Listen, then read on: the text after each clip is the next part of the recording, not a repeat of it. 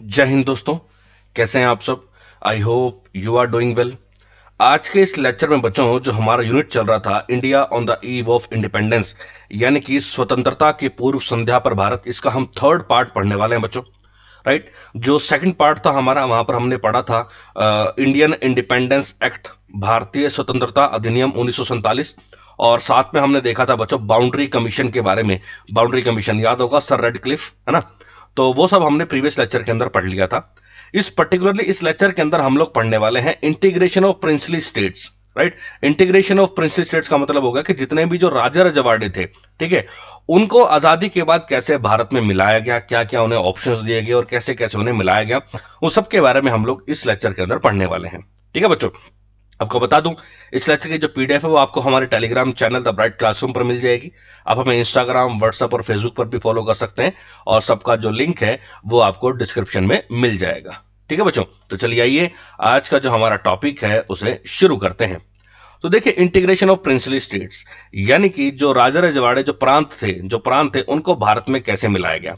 तो आजादी से पहले 1947 से पहले ब्रिटिश इंडिया जो था उसके दो पार्ट थे।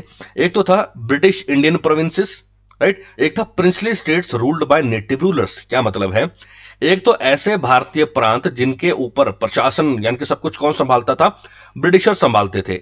और एक ऐसे राज्य, ऐसे प्रांत जो वहां के जो स्थानीय शासक थे, जो स्थानीय राजा थे, राजा लोग थे, वो लोग संभालते थे। यानी कि दो तरह के एरियाज थे, राइट। एक ब्रिटिशर जो संभाल रहे हैं और एक जो राजा रजवाड़े जिस एरिया को संभाल रहे हैं, राइट। अब क्या था?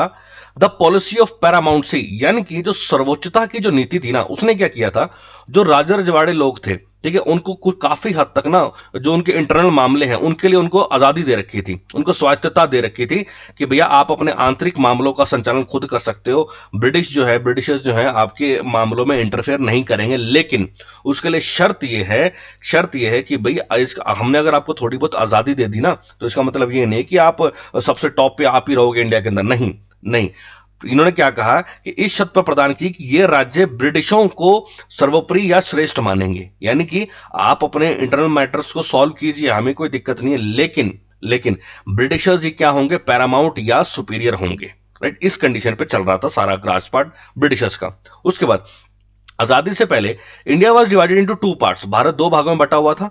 पहला पार्ट जो था वो था ब्रिटिश एडमिनिस्ट्रेटेड इंडियन प्रोविंसेस, जो कि भी मैंने आपको बताया, ठीक है। और सेकंड पार्ट कौन सा था? सेकंड पार्ट था जो राजा रजवाड़े लोग संभाल रहे थे, यानी कि वो लगभग 40% था इंडिया का। सिंपल सी बात कि ब्रिटिश एडमिनिस्ट्रेटिव इंडियन जो प्रोविंसेस हैं, ठीक है, जो अंग्रेजों द्वारा जो प्रांत जो कंट्रोल किए जाते हैं, उसका 60% एरिया था भारत का। और जो राजा रजवाड़े लोग संभाल रहे थे उसका एरिया कितना था? उसका एरिया था 40%। तो यानी कि ये बहुत ही मेजर जो है कह सकते हो एरिया था जो राजा रजवाड़े जो भारत के अंदर संभाल रहे थे, राइट। उसके बाद अब जब आजादी मिल चुकी है भारत को, तब ब्रिटिश पीएम क्लाइमेट एटली ने ये डिसाइड किया कि भैया British administrative provinces would be directly transferred to the independent Indian government after the official transfer power। यह मैंने आपको प्रीवियस लेक्चर में बताया था कि क्लाइमेट एक्ट ने क्या कह दिया कि अब भारत को जो है आजादी मिल चुकी है, तो जितनी भी जो पावर है अब वो किसको ट्रांसफर कर दी जाएगी? इंडिपेंडेंट इंडियन गवर्नमेंट, स्वतंत्र जो भारत सरकार है उनको ये पावर ट्रांसफर कर दी जाएगी। लेकिन जो प्रिंसली स्टेट्स का मतलब राजा रजवाड़े, जो राजा रजवाड़े हैं उनको 3 ऑप्शन दिए जाएंगे। उन 3 ऑप्शनों में से वो कोई भी चुन सकते हैं। उनमें सबसे पहला ऑप्शन तो था कि टू रिमेन इंडिपेंडेंट, कि वो जो राजा है वो खुद जो है इंडिपेंडेंट रह सकता है, ना तो वो इंडिया में जाए ना पाकिस्तान में जाए, अपना इंडिपेंडेंट रहे। दूसरा, टू ज्वाइन इंडिया, कि वो भारत सरकार में जाके मिल जाए। और तीसरा, टू ज्वाइन पाकिस्तान, वो पाकिस्तान में जाके मिल जाए, राइट। तो 3 ऑप्शंस दिए गए थे। तो कईयों ने आजाद रहने का जो है फैसला किया। कई लोग जो है, कई राजा रजवाड़े भारत में जाना चाहते थे, कई राजा रजवाड़े पाकिस्तान में जाना चाहते थे, राइट। 3 ऑप्शन दिए। अब हुआ क्या है, सरदार वल्लभ भाई पटेल, इनका बहुत ही इंपॉर्टेंट रोल रहा है राजा रजवाड़ों को मनाने में। सरदार वल्लभ भाई पटेल और इनका साथ दिया था वीपी मेनन ने, राइट। सरदार वल्लभ भाई पटेल और वीपी मेनन, इन दोनों का बहुत ही अहम योगदान रहा है भारत को यूनिफाई करने में, भारत को अखंड बनाने में, राइट। वल्लभ भाई पटेल की चतुर कूटनीति ने बाल्कनीकरण को रोकने के लिए विलय पत्र का उपयोग करके अधिकांश रियासतों को भारत के प्रभुत्व में शामिल होने के लिए राजी कर लिया था। विलय पत्र बच्चों, विलय पत्र यानी कि इंस्ट्रूमेंट ऑफ असेशन, राइट। ये नहीं चाहते थे बैल्कनाइजेशन हो, जैसे यूरोप के अंदर हो रखा है ना बैल्कनाइजेशन, बाल्कन स्टेट्स हैं, पहले पढ़ा चुका हूं इसके बारे में, है ना। ये नहीं चाहते थे कि वैसा हो, बस विले पत्र के जरिए उन्होंने क्या किया, बहुत सारे राजा रजवाड़ों को मना लिया। तो हम कह सकते हैं कि अलग अलग जो राजा रजवाड़े हैं वो भारत में रहे, भारत में मिले। इसका श्रेय पूरी रूप से किसको जाता है, तो इसका श्रेय मिलता है बच्चों सरदार वल्लभ भाई पटेल जी को। ठीक है, उसके बाद 1928 में ना एक बटलर कमेटी बनी थी। ठीक है, उस बटलर कमेटी ने कुछ एक रिकमेंडेशन दी थी। 1928 की बात चल रही है, वो यही थी, राजा रजवाड़ों और ब्रिटिशर्स के लिए थी। वो बटलर कमेटी ने क्या रिकमेंडेशन, क्या सलाह दी थी, सबसे पहला ये थी कि the viceroy and not the governor in council should be the agent of crown while dealing with the states. कि वॉइसरॉय और जो काउंसिल का जो गवर्नर जनरल है वो कोई एजेंट नहीं है कि वो जाके राजा रजवाड़ों से बात करेगा। एक तो ये बात कही थी। दूसरा, the authority should not be transferred to a new government without the consent of the princes। ठीक है, कि जो उस टाइम पे इंग्लैंड का जो राजा है उनसे सलाह किए बगैर जो अथॉरिटी है, जो ब्रिटिश सरकार जो भारत में है, वो कोई भी कुछ भी चीज जो है वहां की सरकार को नहीं देगी। एक तो ये बात की गई। Next, there should be separate recruitment and training of political officers. कि भारत के अंदर जितने भी पॉलिटिकल ऑफिसर्स को अपॉइंट किया जाएगा उनके लिए अलग से भर्ती होगी और उनकी अलग से क्या करवाई जाएगी, ट्रेनिंग करवाई जाएगी। ये बात चल रही है 1928 की। यहां पे इसलिए बता रहा हूं क्योंकि यही सारे पॉइंट्स आजादी के बाद भी लागू किए गए थे, यही सारे पॉइंट्स। ठीक है, उसके बाद the scheme regarding the creation of state council should be rejected. ठीक है, कि भाई जो स्कीम उस टाइम पे लाई गई थी स्टेट काउंसिल के राज्य परिषद बनाने की, उसको क्या कर दिया गया था, रिजेक्ट कर दिया गया था। उसके बाद intervention in the administration of state should be left to the description of viceroy. कि भैया किसी भी राज्य के प्रशासन में दखलंदाजी करना है कि नहीं करना है, कैसे करना है, तो वो सारी पावर किसको दे दी गई थी, वो सारी पावर दे दी गई थी वॉइसरॉय को। राइट, उसके बाद special committees to inquire into disputes arising between the princely states and British India.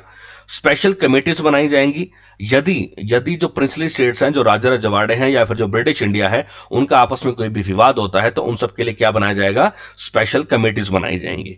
Right, उसके बाद provisions of a committee to inquire into the financial relation between the states and British India. कहता है कि एक और committee बनाई जाएगी जो क्या करेगी, राजा रजवाड़ों और जो ब्रिटिश इंडिया का जो है एरिया है, जो ब्रिटिश इंडिया का जो क्षेत्र है, वहां पर जो फाइनेंशियल रिलेशन है, जो वित्तीय जो उनके रिश्ते हैं, उनके ऊपर काम करेगी।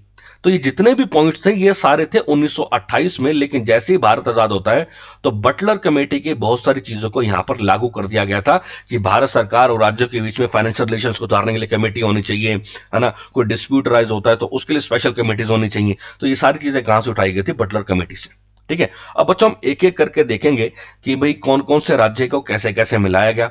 जैसे सबसे पहले हम बात करें हैदराबाद को जो है मिलाया गया सितंबर 1948 में, और उसके लिए चलाया गया था ऑपरेशन पोलो।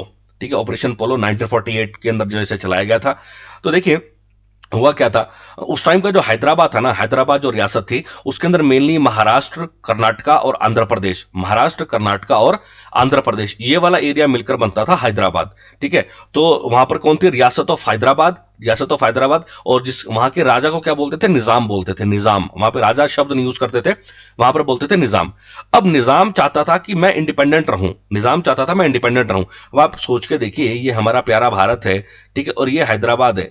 अब सोचो अगर ये इंडिपेंडेंट होता तो भारत देश कैसा लगता, ये तो हैदराबाद तो अलग देश बन जाता।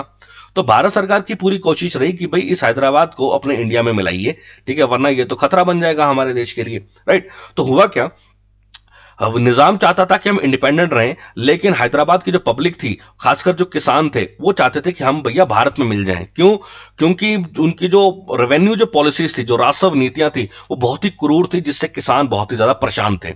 ठीक है, तो किसानों ने क्या कर दिया, किसानों ने विद्रोह कर दिया। तो इसलिए निजाम ने क्या डिसाइड किया, निजाम कहता अच्छा तुमने मेरे खिलाफ विद्रोह किया है, तो वहां के किसानों को कुचलने के लिए उसने रजाकार्स को बुलाया। रजाकार्स यानी कि ये हैदराबाद की जो आर्मी थी उस टाइम की, उनके सिपाहियों को बोलते थे रजाकार्स।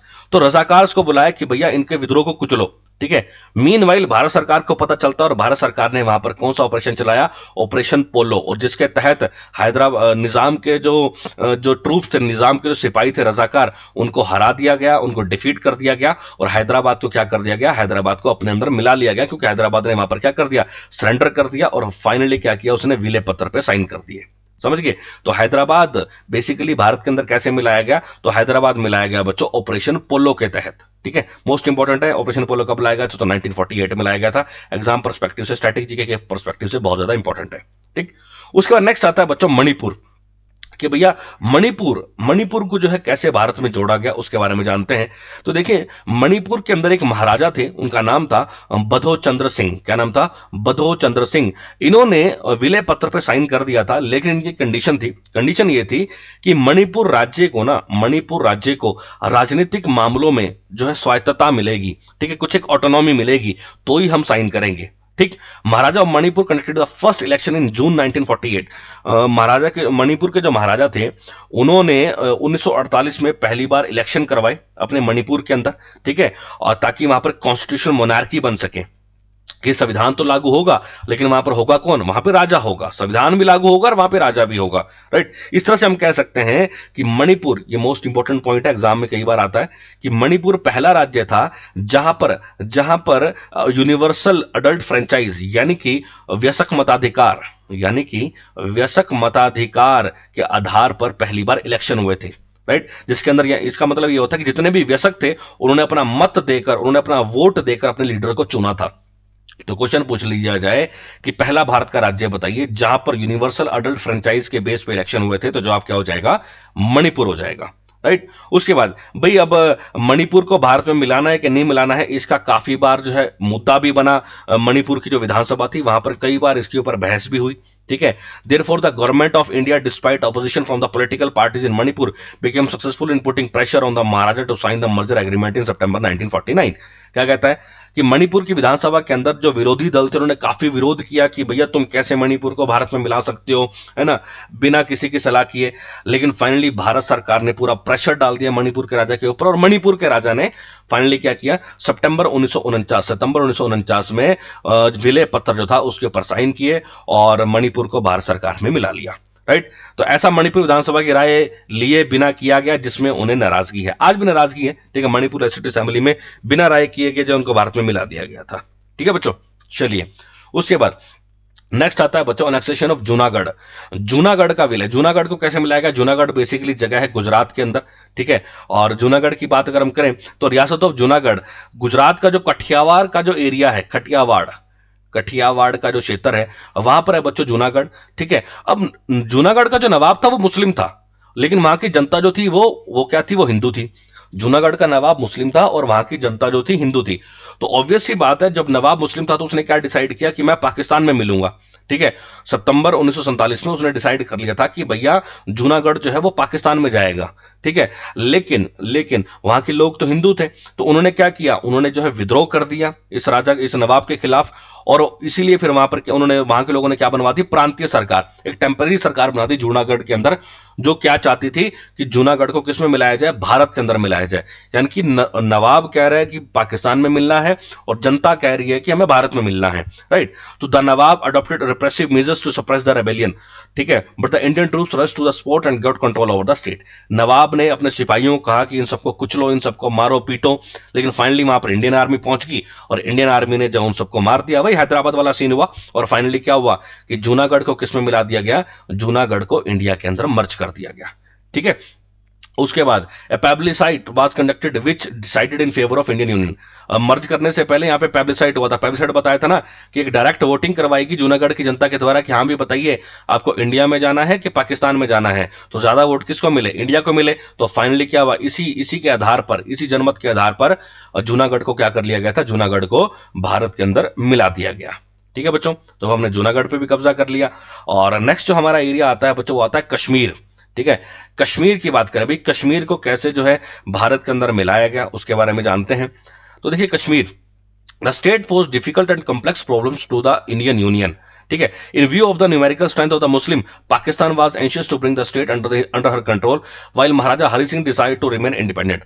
अब जैसे जूनागढ़ में था कि नवाब मुस्लिम था, जनता हिंदू थी, यहां पे उल्टा था। यहां पे जो राजा था वो था Maharaja Hari Singh, he was an Hindu, लेकिन जो जनता थी वो ज्यादा कौन सी थी? तो मुस्लिम थी। तो मुस्लिम जनता के होने की वजह से तो पाकिस्तान चाहता था कि भैया कश्मीर तो हमें भारत में होना, कश्मीर जो है वो पाकिस्तान में होना ही चाहिए, ठीक। तो इसलिए उन्होंने क्या किया? पाकिस्तान वालों ने क्या किया? कश्मीर बॉर्डर पर जो है ना घुसपैठिए को एंट्री करवा दी, जैसे वो करवाते हैं आतंकवादियों की। उन सबकी एंट्री करवाना शुरू कर दी, ताकि हरि सिंह को फोर्स कर सके, हरि सिंह पर दबाव डाल सके कि भैया तुम जो है कश्मीर को किसमें मिला दो, पाकिस्तान में मिला दो, राइट। 1947 में tribesman from Pakistan territory invaded Kashmir on June 24 October Raja Hari Singh sought the help from Indian government agreeing to assert the Indian Union। क्या कहता है कि भैया 1947 में पाकिस्तान की जो सीमा थी वहां से बहुत सारे घुसपैठिए आ गए, ठीक है। लेकिन फाइनली क्या हुआ, 24 अक्टूबर को राजा हरि सिंह ने क्या किया, इंडियन गवर्नमेंट को, भारत सरकार को फोन किया कि भैया मेरी मदद करो ताकि मैं आपके साथ मिल सकूं, राइट।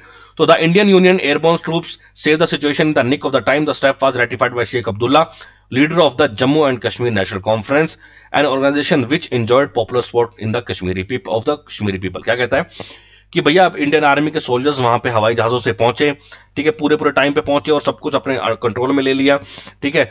ये स्टेप जो है शेख अब्दुल्ला की वजह से पॉसिबल हो पाया, ठीक है। Leader of the Jammu Kashmir national conference party के लीडर थे शेख अब्दुल्ला, ठीक है।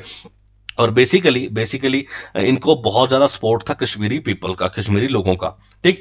It was also decided that a plebiscite would be held as to take the opinion of the natives of Kashmir regarding the accession of their state. In desperation Pakistan reimbursed the tribals with its regular troops. क्या कहता है कि भारत सरकार ने as usual वही कहा कि भाई हम यहाँ पे प्लेबिसाइट करवाएंगे, यहाँ पे वोटिंग करवाएंगे, ठीक है, और कश्मीर के लोगों से पूछेंगे कि भैया आप लोग कहाँ रहना चाहते हैं, इंडिया में या पाकिस्तान में, ठीक है। लेकिन पाकिस्तान को इस बात का डर था कि जूनागढ़ की तरह यहाँ पर भी ना हो जाए कि लोग जो हैं भारत को चुन लें, तो इसलिए पाकिस्तान का वही कंटिन्यू रहा, घुसपैठिए भेजते रहो और वहां पे हमले करवाते रहो, राइट।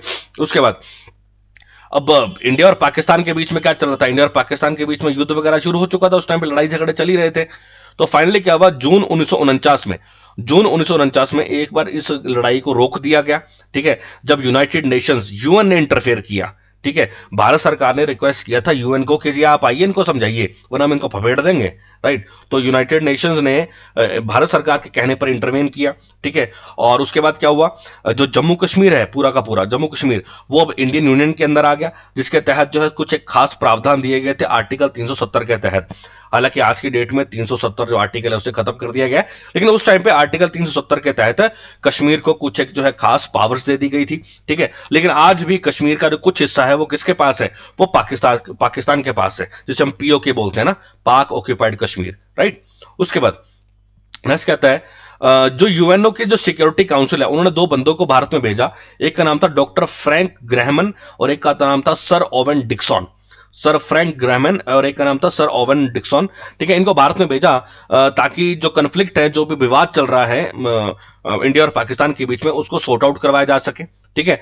और फाइनली क्या हुआ, 1951 में एक संविधान सभा को जम्मू कश्मीर भेजा गया, ठीक है, ताकि वो जम्मू कश्मीर राज्य के लिए क्या लिख सके, संविधान लिख सके। तो इनकी पहले आर्टिकल 370 के तहत जम्मू कश्मीर का अलग से संविधान था, ठीक है। लेकिन अब कश्मीर, अभी हाल ही में आपने सुना भी होगा, पढ़ा भी होगा कि कश्मीर के अंदर से क्या किया दिया गया, कश्मीर के अंदर से जो आर्टिकल 370 है उसे क्या कर दिया गया है, उसे खत्म कर दिया गया है। वहां पर इंडिया का संविधान लागू होता है, ठीक है बच्चों। उसके बाद The accession of the state to India was ratified by the Constituent Assembly in 1954. ठीक है, the accession of the state of India was ratified by the Constituent Assembly in 1954, legalizing the state of Jammu Kashmir as an integral part of the Indian Dominion in 1956.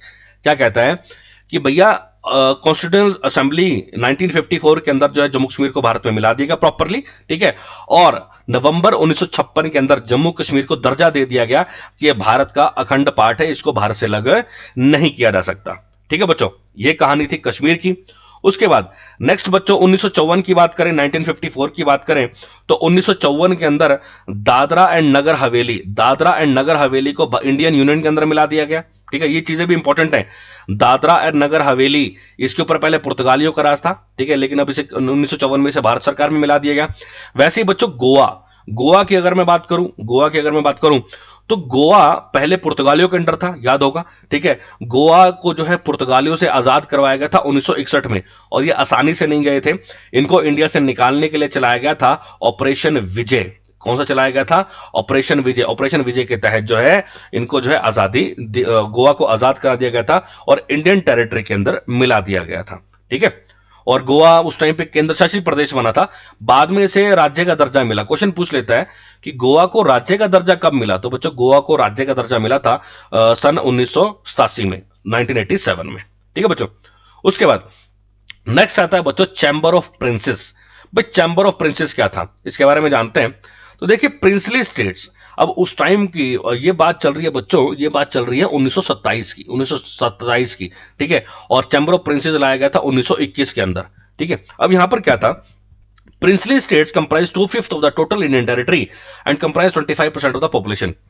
बात चल रही है बच्चों 1921 की, कि उस टाइम पर क्या था कि जो राजा रजवाड़े थे उनका भारत का जो क्षेत्र था, इंडियन जो टेरिटरी थी, उस पर लगभग 2/5 भाग पर, यानी कि वही 40% एरिया पे राजा रजवाड़े थे। और जनसंख्या कितनी थी उस टाइम की राजा रजवाड़ों के अंडर, 25% जनसंख्या थी, ठीक है। उस टाइम की जो प्रिंसली स्टेट्स थे, जो राजा रजवाड़े थे, उनको 3 कैटेगरीज में डिवाइड किया गया। एक 109 राज्य जिनके पास फुल जो है लेजिस्लेटिव और जुडिशियल पावर्स है ना। लेजिस्लेटिव यानी कि विधान पालिका और न्यायिक शक्तियां पूरी की पूरी हैं। 109 स्टेट्स तो वो थे। 127 states enjoy limited legislature and judicial power, कि 127 राज्यों के पास है लिमिटेड, है ना, लिमिटेड जो है विधान पालिका और न्यायिक शक्तियां थी, ठीक है। और 326 states of feudal nature, 326 state जो है पूरे के पूरे जो है ब्रिटिशर्स के अंडर जो रह रहे थे, राइट। तो ये बात चल रही थी 1921 की। अब हुआ क्या, मोंटेग्यू चैम्सफोर्ड रिफॉर्म्स 1919 पढ़ लिया था हमने, प्लेलिस्ट में जाएंगे तो आपको लेक्चर मिल जाएगा।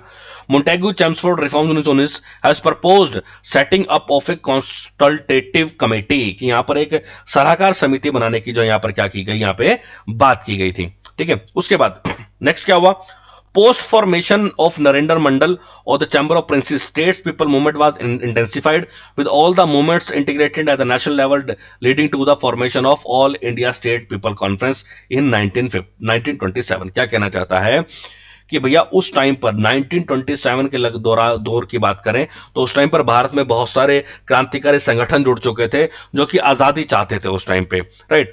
फाइनली क्या हुआ, वहां पर नरेंद्र मंडल या चैम्बर ऑफ प्रिंसेस बनाया गया, ठीक है, जिसके तहत क्या कहा गया कि जितने भी मूवमेंट्स चल रही थी, जितने भी आंदोलन वगैरह चल रहे थे, उन सबको ध्यान में रखते हुए भारत के अंदर all India states people confederation की स्थापना की गई। AISPC 1927 में इसकी जो है स्थापना की गई थी। द चैम्बर ऑफ प्रिंसेस, ये चैम्बर ऑफ प्रिंसेस कब बनाया गया था, तो 1921 में बनाया गया था as a platform for the Indian princely states by an order of the British crown George fifth to give representation to these rulers who could put their opinion in front of the British government। Chamber of princess 1921 में बनाया गया था, British राजा George पंचम के कहने पे राजा रजवाड़ों के लिए इसे बनाया गया था, ताकि ये लोग क्या कर सके, ये लोग अपनी कोई समस्या या अपनी कोई भी बात रखनी है तो ब्रिटिश सरकार के सामने क्या कर सके, ब्रिटिश सरकार के सामने ये रख सके, ठीक है बच्चों। इसके मेन फीचर क्या थे, तो भाई द चैम्बर ऑफ प्रिंस उसके जो उसे 1921 में बनाया गया था, और इसके अंदर टोटल 120 राजा थे, टोटल 120 राजा थे। 120 राजा में से जो 12 मेंबर थे, जो 12 राजा थे, उनके अंडर आते थे 127 स्टेट्स। 12 राजाओं के अंडर आते थे 127 राज्य, ठीक है। और 108 और जो रिमेनिंग 108 थे were members in their own rights, उनके अपने अधिकार थे, ठीक है। 327 स्टेट्स थे जिनका कोई भी राजा नहीं था, उनका कोई भी प्रतिनिधि नहीं था, ठीक है। ये बेसिकली एक एडवाइजरी कंसल्टेटिव और एडवाइजरी बॉडी थी, ठीक है। यानी कि जो ये जो आपका था ना, ये जो आपका चैम्बर ऑफ प्रिंसेस था, ये बेसिकली क्या करते थे, सलाह मशवरा देते थे ब्रिटिश सरकार को, राइट। उसके बाद नेक्स्ट लास्ट में आता है बच्चों प्राइवी पर्स।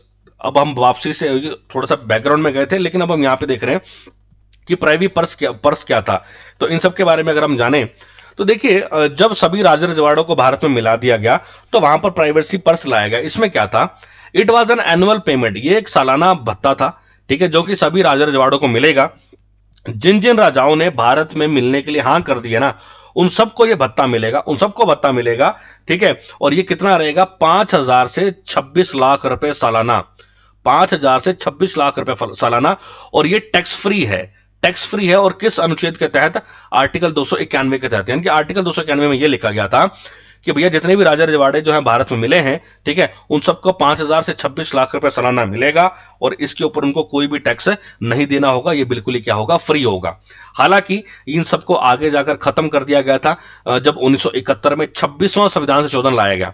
1971 में जब 26वां संविधान संशोधन लाया गया, तब ये जो था 5,000 से 26 लाख मिलेंगे, इन सबको क्या कर दिया गया था, खत्म कर दिया गया था, राइट। उसके बाद this way major part of unifying India was broadly complete, but the process of altering boundaries and names of states continued even after that. क्या कहना चाहते हैं, इस तरह से जो भारत के जो अलग अलग राजा रजवाड़े थे वो भारत में मिले, लेकिन राज्यों की सीमाओं में बदलाव करना या राज्यों के नामों में बदलाव करना, वो आगे भी चलता रहा, जिनको हम आगे आने वाले लेक्चरों में देखेंगे और संविधान के अंदर भी हम उनको पढ़ने वाले हैं। ठीक है बच्चों, तो ये थी हमारी आज की क्लास। आई गेस सारे के सारे पॉइंट्स क्लियर हो गए होंगे। फिर भी अगर कोई डाउट हो तो आप कमेंट बॉक्स में कमेंट करके पूछ सकते हैं। वीडियो अच्छा लगे तो लाइक एंड शेयर जरूर कीजिएगा और चैनल को सब्सक्राइब जरूर कीजिएगा। ठीक है बच्चों, मिलते हैं नेक्स्ट लेक्चर के अंदर। Thank you so much. जय हिंद, जय भारत।